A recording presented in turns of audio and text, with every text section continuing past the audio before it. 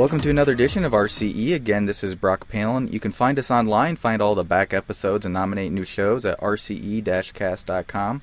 You can also follow me personally on Twitter at Brock Palen, all one word, and you can also find my blog floating around off of the RCE website. I also have here, again, Jeff Squyres from Cisco Systems and one of the authors of OpenMPI and sits on the MPI3 forum body. And, Jeff, you've been pretty busy recently. Yeah, there's always lots to do, and MPI3 is actually finishing up. Well, it's starting to finish up, meaning that all the new things that will be considered for MPI3 are now in. So the doors are actually closing, but it's a busy time. It's good stuff. Yeah, and you've been having some information about some of the changes to Fortran and some other tips and tricks for utilizing OpenMPI at a more detailed level over at your blog, which is also linked off of the website. Also, I will be speaking at Globus World at Argonne National Lab, which is April 10th, 11th, and 12th. I'll be talking about some of the stuff we've been doing with Globus here at the University of Michigan. And, Jeff, you've got EuroMPI coming up, don't you? Yeah, let me give a shout-out to EuroMPI. Call for papers. The papers are due in about a month. May 5th is the deadline for posters and papers, and it's in Vienna this year, so beautiful Vienna, Austria. Please be sure to get your papers in. Okay, so let's go ahead and go into our guests today. We have two guests. We have Matt Turk and Aron Ahmadia. They both are authors on the mpi4py, which is a set of MPI bindings for Python. So, guys, why don't you go ahead and take a moment to introduce yourself?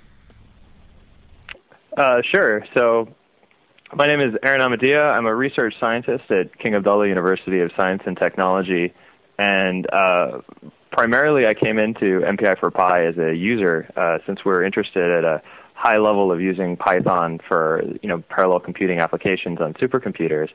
So we have this invisible third person sitting in the room with us, Lisandro Dalshin, who's the main creator and developer of mpi4py. And so there will be a lot of Lisandro did this, and Lisandro chose, and Lisandro's genius sits beneath most of mpi4py.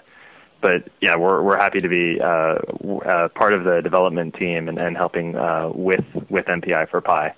I also wanted to do a quick shout out for the SciComp Stack Exchange, which is a new beta. I'm moderating for that, and hopefully, if you have a question or answer about high performance computing, you can go check that site out.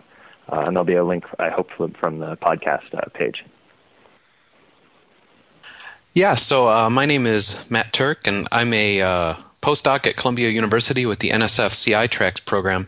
And I also, like Aron, come into mpi4py mostly as a user. I've deployed it on a number of different systems inside the Exceed system and outside it as a library used by a program that I wrote called YT, which is used in astrophysical data analysis.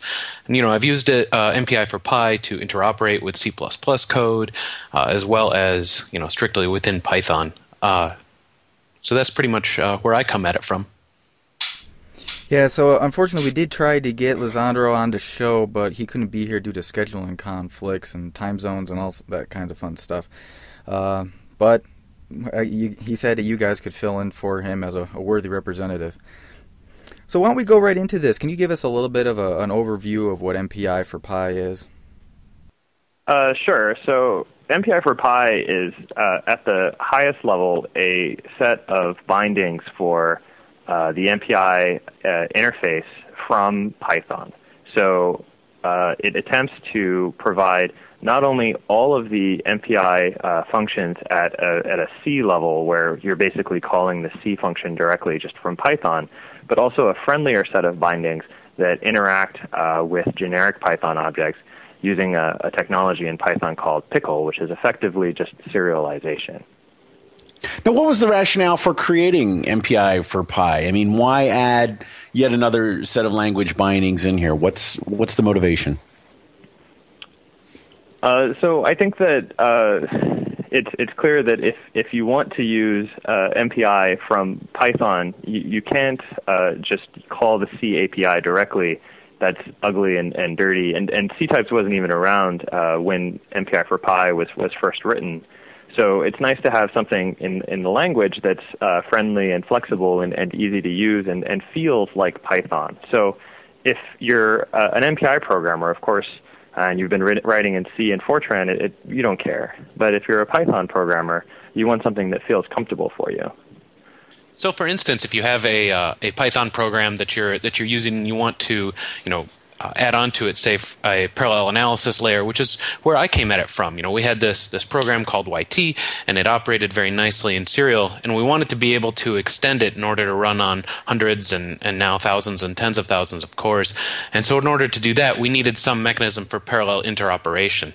And MPI is the obvious mechanism for doing this, and it was something we were comfortable with coming at it from the simulation side.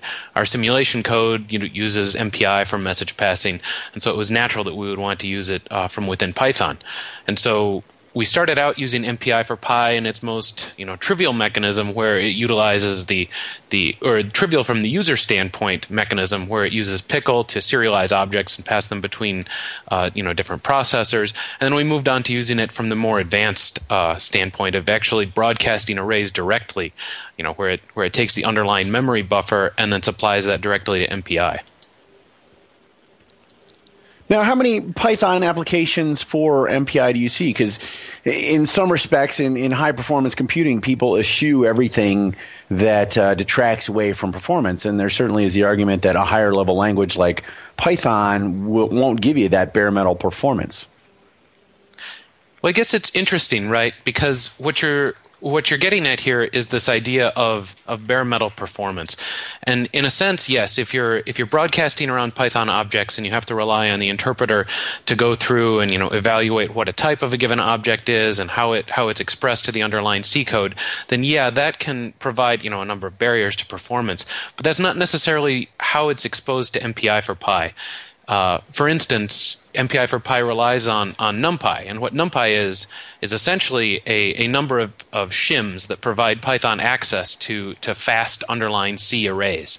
And so if you can if you can supply those arrays directly to MPI, rather than having to do any interpreted steps, it already knows the data type, and it can broadcast those around to different nodes, or it can send them, and it can use the underlying MPI machinery directly. I think you guys are interested in some hard numbers, right? Right. So you want to know exactly how bad the performance overhead is, and how much it's affected by going through Python. So Lissandro ran quite a series of extensive tests on gigabit Ethernet, and I owe him some tests on a Blue Gene machine just to compare this. And the way that we measured throughput is we have three different ways that you could write your MPI code, right? You could do it with just pure C, you could do it with NumPy plus Python plus mpi4py, or you could just do mpi4py's very native technique. And what you'll see is if you just use C, of course it's the fastest, but you're within a fraction of 1 or 2%. As long as you're using the NumPy arrays beneath it. And, of course, the pickle interface is the slowest, but it turns out that it's also the most flexible and just requires the least amount of code and thought. And a final thing I'll say is that, of course, if you're doing this on shared memory, then you start seeing a performance hit due to just the Python overhead. And that can be as much as a factor of 2, but never worse than that, I would say. Yeah, what I was really going for there was the canonical argument that I've usually heard for doing MPI in higher level languages is the abstraction win, that you can actually get more done in less time because you're not constrained so much by what C forces you to do with, primitive string handling and type handling and all these things. You can actually get more done even though it performs a little bit slower. You can actually get your code written faster and get prototypes written faster and things like that. Is this kind of your experience as well? Certainly Python is a more pleasant language to program in than C and Fortran. So that's certainly one aspect of it. The code tends to be a little bit more maintainable since there are less lines of code, and easier to debug and easier to see what's going on sometimes. So let's back up a moment.